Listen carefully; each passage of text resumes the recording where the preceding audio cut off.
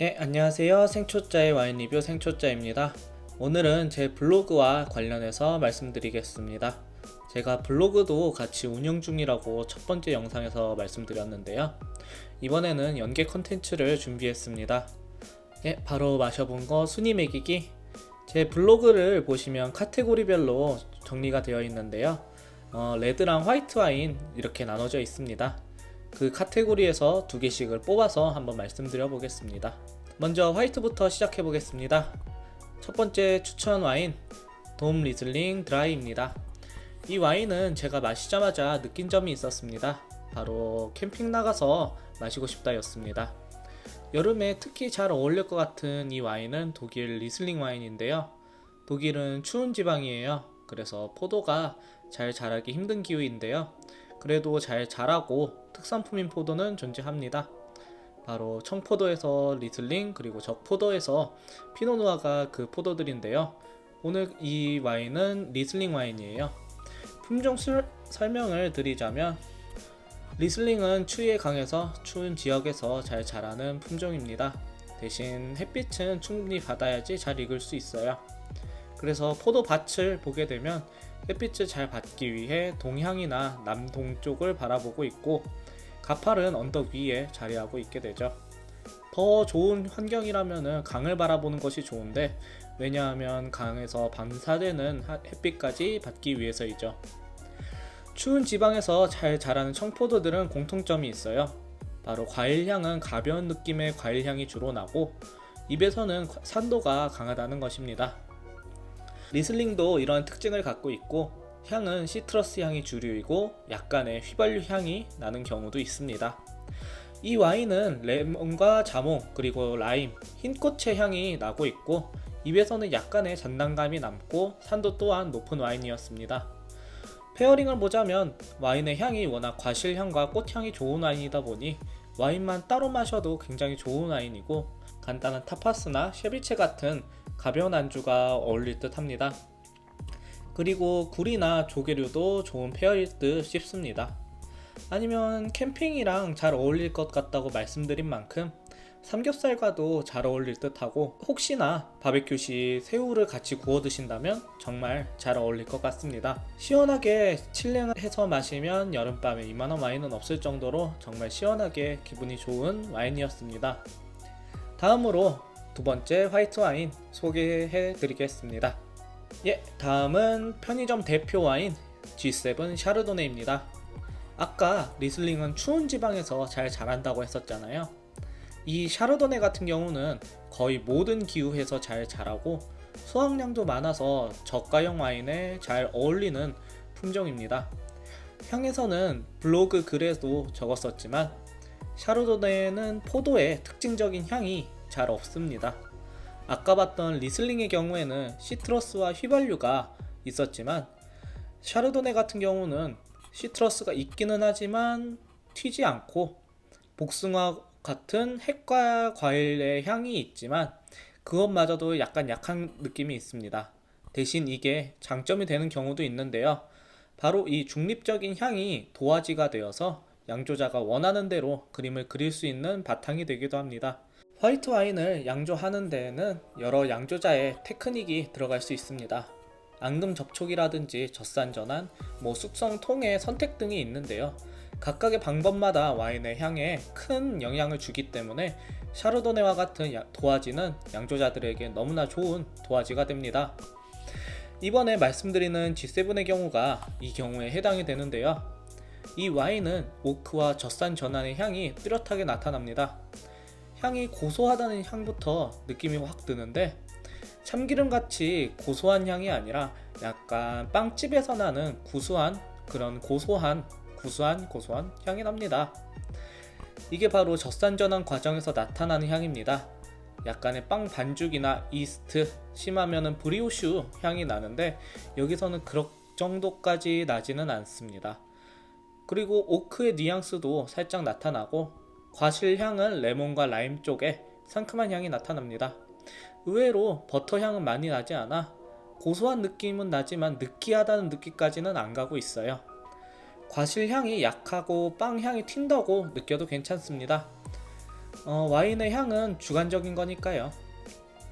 이 와인의 진정한 무기는 압도적인 가격입니다. 신세계에서 와이너리와 독점 계약을 해서 양조되는 와인이다 보니 가격이 엄청나게 저렴합니다.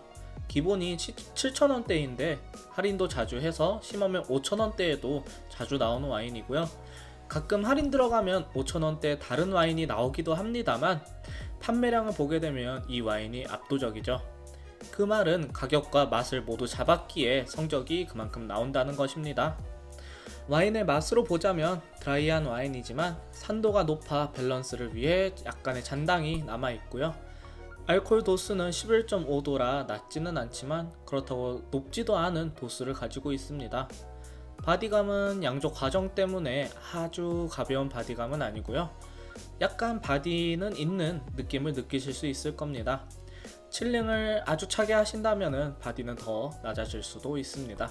페어링은 무난하게 해산물과 잘 어울릴 와인이고 산도가 있고 빵 향 때문에 크림 파스타나 크림 리조또와 같은 약간 무거운 음식과도 잘 어울릴 수 있는 와인입니다. 또한 가성비가 워낙 좋아 사놓고 마신다면 테이블 와인이나 밤에 잠이 안 올 때 한 잔씩 마시면 좋을 것 같고 요리용으로서도 부담없이 사용할 수 있는 와인이라고 생각합니다. 여기까지 블로그 포스트 중 제가 가장 추천하는 현재까지의 화이트 와인 탑2 만나봤고요. 이제 다음 레드 와인 탑2 말씀드리겠습니다. 제가 개인적으로 레드 와인을 더 좋아해서 더 좋은 설명 드릴 수 있을 것 같아요. 이제 시작하겠습니다. 간단하게 오늘 먹고 있는 와인 한번 살펴보면은 이건 아르헨티나에서 나온 토론테스라는 품종으로 만들어진 화이트 와인이고요. 아르헨티나 하면은 요즘 이제 좀 많이 인기가 있는 게 트라피체라고 하는 와이너리 와인이 좀 많이 유명하고 가격대도 있는데 이 와인도 그 트라피체에서 나온 약간 보급형의 와인인 것 같아요. 역시 뒤에 잘 보시면 트라피체라고 써 있는데 이거 지금 보여드리는데 포커스가 안 맞을 것 같아서 나중에 따로 사진 올려드릴게요. 멘도사 지방에서 양조된 와인이고요. 토론테스 같은 경우는 뭐 소비뇽 블랑이나 샤르도네 같이 메이저한 품종은 아니다 보니까 좀 어색하실 수 있는데 이 품종 같은 경우는 굉장히 멜론이라든가 열대과일 향이 좀 더 잘 나는 와인이고요. 샤르도네나 뭐 쇼비뇽 블랑 같은 이제 화이트 와인은 좀 시트러스한 계열이 좀 많죠. 아무래도 화이트 와인 쪽에서는 리슬링도 그렇고. 근데 이 토론테스는 좀 더 꽃향이랑 열대과일 그런 약간 좀 더 열감이 있는 그런 향이 좀 두드러지는 와인입니다. 그런 품종인데 향을 봤을 때는 아까부터 계속 마시고 있는데 꽃향이랑 그런 과일 향은 굉장히 좋은데 이제 좀 가벼운 느낌이 들고요. 이게 좀 특이한 게 산도가 굉장히 높네요. 마셔보니까.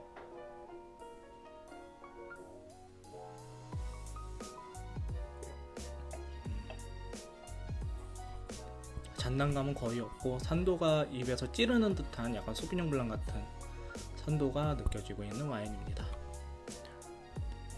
맛있어요. 다음에 한번 보인다면 사는 거 추천드리고요. 저는 킴스클럽에서 샀는데 가격도 당시에는 7,900원 정도라서 굉장히 쌌었어요.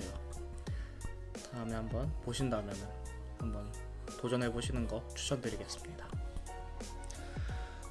이제 진짜로 레드와인 한번 시작해 보겠습니다. 제가 뽑은 추천 레드와인 탑2 첫 번째 와인은 테너시티 투핸즈 슈라즈입니다. 제가 이 와인을 추천드리는 이유는 호주에서 가장 유명한 와이너리의 와인을 합리적인 가격으로 마실 수 있기 때문입니다. 아까 말씀드린 두 개의 화이트 와인 같은 경우는 와이너리가 특별하게 앞에 나오는 와인은 아니었지만 이 테너시티 투핸즈 슈라즈 같은 경우는 한국인들이 제일 선호하는 와이너리인 투엔즈 와이너리에서 나온 보급형 라인입니다. 그러다 보니 어느 와인샵을 가더라도 보실 수 있고 판매도 굉장히 높은 와이너리입니다. 투엔즈 와이너리의 대표적인 와인은 엔트리급의 날리 듀즈나 엔젤스 쉐어 그리고 프리미엄급의 투엔즈 와인이 있습니다. 그리고 저가형의 테너시티가 있게 되는 거죠. 저가형이라고는 하지만 시라즈의 특징과 맛을 모두 갖고 있는 와인입니다. 품종으로 보게 되면 시라즈 품종으로 만든 와인인데요. 시라즈 품종은 생산 지역에 따라 두 가지 이름이 있습니다.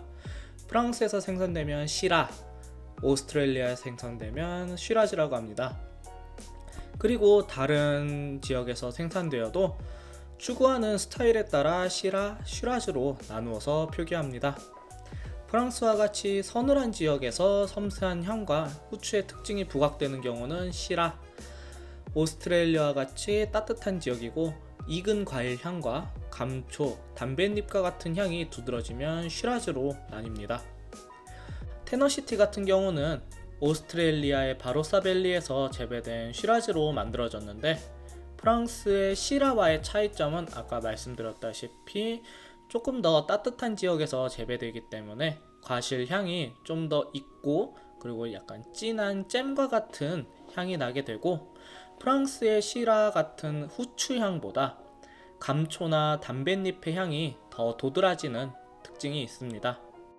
이 와인의 경우 엔트리급은 아니다 보니 바디감이나 묵직함이 약간 떨어질 수는 있지만, 호주 특유의 시라즈의 향은 더 잘 드러나서 가성비도 좋고, 시라즈 입문이나 너무 무거운 시라즈를 싫어하시는 분들께 추천하기 좋을 것 같아서 제 레드와인 포스팅 탑2 중 첫 번째로 선정해 보았습니다. 다음으로 레드와인 포스팅 탑2 중 두 번째이자 오늘의 마지막 와인, 바로 미켈레 키아를로 바롤로입니다. 이 와인 같은 경우는 추천해드리기 어려운 와인일 수도 있습니다. 왜냐하면 여태까지의 제 포스팅이랑 영상의 경우 가성비 위주로 추천을 드렸었는데, 이 와인의 경우 가격이 좀 더 있기 때문에 가성비로서는 추천드리기 어려운 포도일 수도 있어요. 이 와인 같은 경우 이탈리아 와인이고 네비올로라는 포도로 양조되어진 와인인데요. 이 바롤로 와인은 이탈리아 와인이고 네비올로라는 포도로 양조되어진 와인인데요. 바롤로 와인의 경우 순수 맛으로 추천을 드리는 와인입니다. 처음에 포스팅을 했을 때는 제가 구매했을 때 세일도 했었고, 그리고 세일 이전 가격도 지금 이 시점의 가격보다는 좀 더 낮았어서 가성비 와인으로 포스팅을 진행을 했었지만, 현재 가격을 보게 되면은 세일도 찾아보기 힘들고 기본 가격도 높아져서 9만원대 이상으로 형성이 되어 있습니다.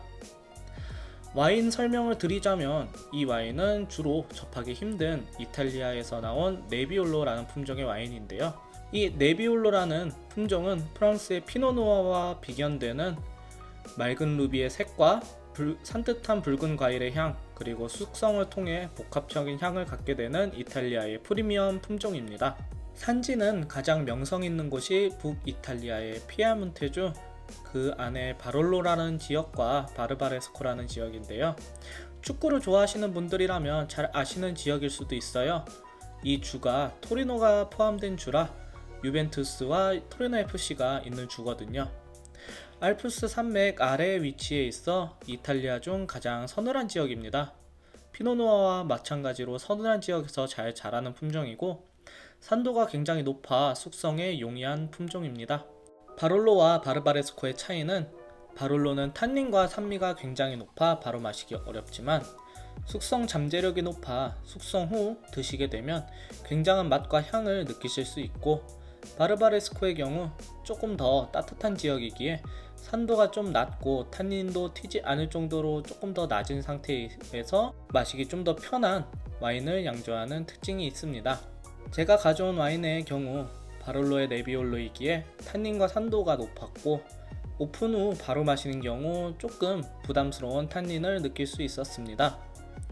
하지만 에어링을 1시간 정도 하고 마셨을 때 조금 탄닌이 부드러워지는 경향이 있었고, 향이 조금 특이하기 때문에 좀 복합적이고 굉장한 향이 느껴졌습니다. 먼저 산뜻한 붉은 체리 향이 굉장히 향기로웠고, 이후에 오는 약간의 숲바닥과 흙의 자연의 향이 어우러져 고급스러운 복합미를 보여줬습니다.